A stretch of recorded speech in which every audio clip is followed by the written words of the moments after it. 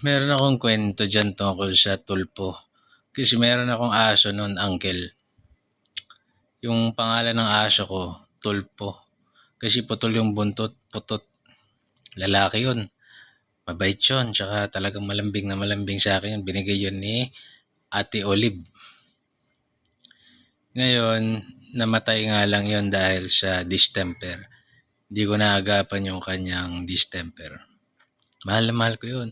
Yan ang pinaka-close sa akin ng mga aso, si Tulpo, si lahat naman pala, Kauri, yung si Yoshi, ngayon naman si Buddy. Yung unang-unang aso na kasama ko sa loob ng bahay, si Buddy. Malalapit sa akin yan. Ngayon yung aso kong si Tulpo, mabait, loyal. Hanggang mamatay yun, loyal yun, hindi siya nagbago. On the contrary, yung tulfo na mga tulfo na namumuliti ka ngayon, marami naman silang natulungan sa tingin ko. Kasi pinapanood ko yan, lalo na yung Raffy Tulfo. Pinapanood ko yan sa Action TV nung araw. Every time na wala akong trabaho or expired yung kontrata ko sa trabaho, tapos mapapahinga ako, pinapanood ko yan. Tuwang-tuwa ako sa kanya kasi binubuli niya yung mga bully. Gusto ko yung concept. Agarang aksyon. Kaya lang, what I have observed noon pa man is that they are more concerned with their image.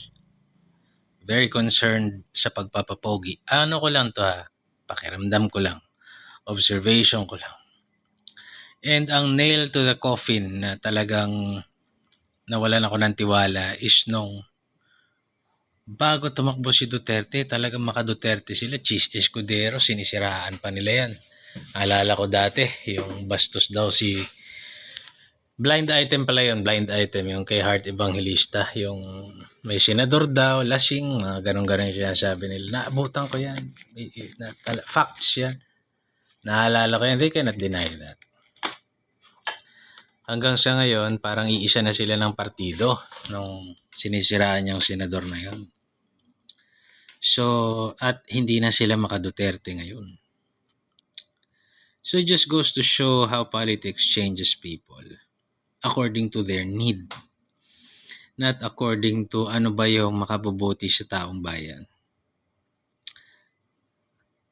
God bless.